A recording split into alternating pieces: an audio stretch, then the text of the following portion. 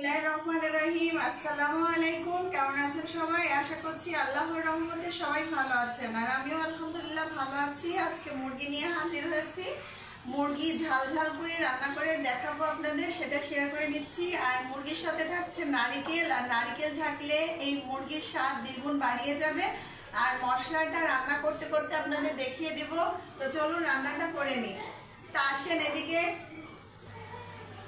প্রথমে তেলটা কিন্তু এটা কিন্তু সরিষার তেল, আর আমি পরিমাণ মতো করে তেল দিয়ে নিয়েছি। আর তেলটাকে ভালো করে গরম করে নিয়েছি, যেহেতু সরিষার তেল ফেনা হয়, আর যার কারণে বেশি একটু গরম করে নিলেই ফেনাটা আস্তে আস্তে ঠিক হয়ে যাবে। এই যে দেখুন অনেকটাই তেতে গিয়েছে তেল। তো প্রথমে এখানে আমি পেঁয়াজ কুচি দিয়ে দেব। বিসমিল্লাহ।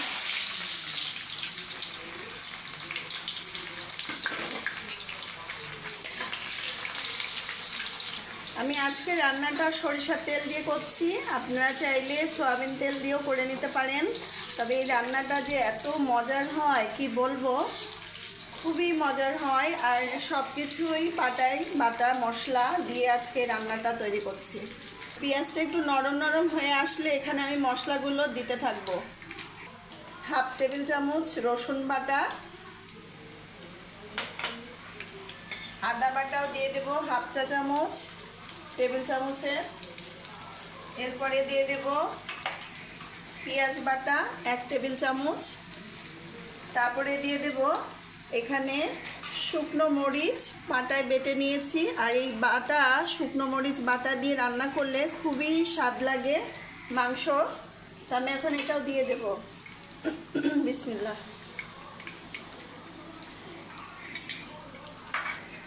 এখন এই মশলাটাকে হালকা করে একটুখানি কষিয়ে নেওয়ার পরে হলুদের গুঁড়া, মরিচের গুঁড়া দিয়ে শুকনো মরিচ বেটে নিয়েছি, দিয়ে দেব হলুদের গুঁড়ো, ধনিয়ার গুঁড়া, জিরার গুঁড়া, আর দিয়ে দেব লবণ। দিয়ে দিচ্ছি জিরার গুঁড়া হাফ টেবিল চামচের একটু কম।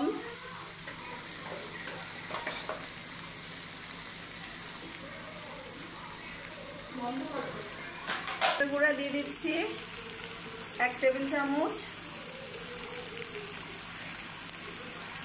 ধনিয়া গুঁড়ো হাফ টেবিল চামচ।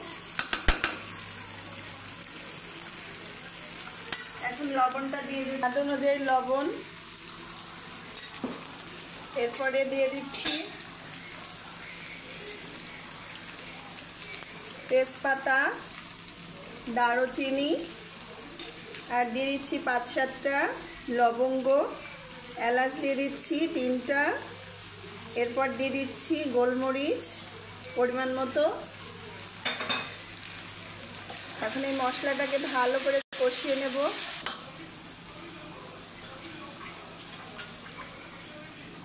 একটু পানি দেব, দিয়ে আর একটু কষিয়ে নেব মশলাটাকে। মশলাটা যত কষানো যাবে ততই কিন্তু এই মাংসের স্বাদটা বেড়ে যাবে।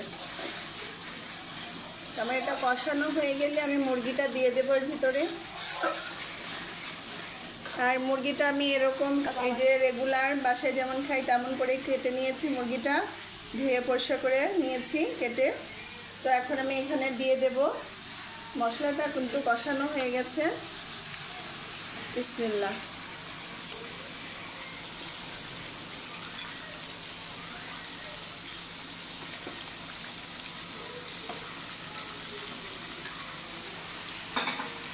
এরপরে দিয়ে দেব নারকেল রেখেছি, আর নারকেলটা কেটে এরকম করে ফালি করে নিয়েছি। নিয়ে এই যে উপরে যে কালো খোসাটা, এই খোসাটা আমি ফেলে দিয়েছি। বিসমিল্লাহ।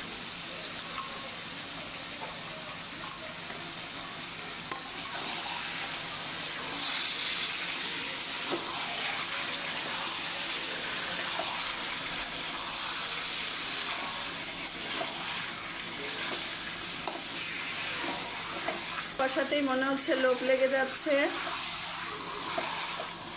মাশাআল্লাহ, কালারটাও কিন্তু অদ্ভুত সুন্দর এসেছে। দেখেন সবটাই কিন্তু বাটা মশলা দিয়ে আজকে রান্না করছি। এই মাংসটা আমি ভালো করে কষিয়ে নেব। এই যে নারকেলের পানি রেখেছি, এই পানিটা আমি ফেলে দেবো না। এই পানিটা দিয়ে মুরগিটাকে কষিয়ে নেব ভালো করে।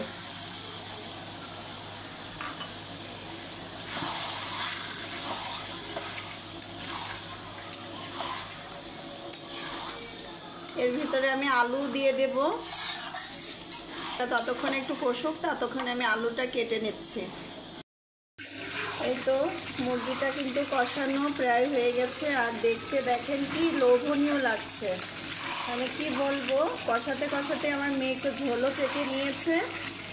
এতটাই মজা হয়েছে, আর এতটাই মানে গন্ধ বাসায় সেন্ট ছড়িয়ে গেছে। মানে একটু ঝাল দিয়ে দিয়েছি, একটু ঝাল ঝাল হবে, যেহেতু এটা মুরগির গোশে একটু ঝাল দিলে কিন্তু এটা আরও বেশি মজা লাগে খেতে।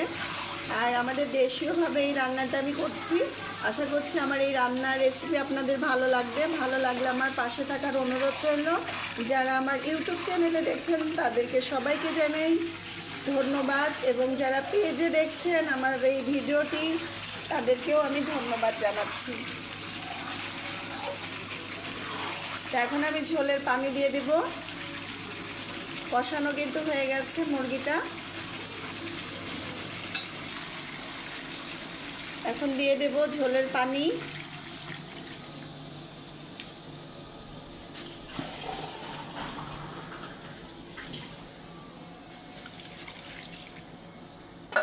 ঝোলের পানি দিয়ে দিলাম। এখানে আমি 2টা মুরগি নিয়েছিলাম মিডিয়াম সাইজের, তো একটু বেশি করে রান্না করছি যেহেতু একটু বাচ্চারা বেশি খায়। তো এটা হওয়া পর্যন্ত অপেক্ষা করব। আর এটা আমি ঢেকে দেব না, এমনিতে কষাইছি অনেকক্ষণ ধরে, আর কষানোর পরে মাংসটা অনেকটাই সিদ্ধ হয়ে এসেছে। আর এরপরে আমি ঝোলটা জাস্ট একটু শুকিয়ে নেওয়ার পরে ঢেলে নেব। আর এটা একটু পাতলা ঝোলও রাখবো যেহেতু গরম, আর এই গরম ভালো হয়। এটা হোক, তারপরে ফিরে আসছি ইনশাল্লাহ। মাংস রেডি হয়ে গেছে, দেখুন ঝোলটাও শুকিয়ে গেছে। বেশি পাতলাও করিনি, আবার বেশি ঘনও করিনি, একটু ঝোল ঝোল থাকবে। তো হয়ে গেল মাশাআল্লাহ, খুব সুন্দরভাবে রান্নাটা তৈরি হয়ে গেল আমার। এখন আমি এটা বেড়ে নেব বাটিতে। এই তো আমার সুস্বাদু মুরগির মাংস রান্না রেডি হয়ে গেল। এই যে এখন আমি টেবিলে দিয়ে দেব। আশা করছি আমার এই রান্নার রেসিপিটি আপনাদের অনেক ভালো লেগেছে। আর বাসায় একবার হলো অনুরোধ করব এই রেসিপিটি, মুরগির মাংসটি বাসায় তৈরি করে খাবেন, দেখবেন অনেক ভালো লাগবে আর খুবই মজার, খুবই মজার। তো এখানেই শেষ করছি। আল্লাহ হাফেজ, সবাই ভালো থাকবেন।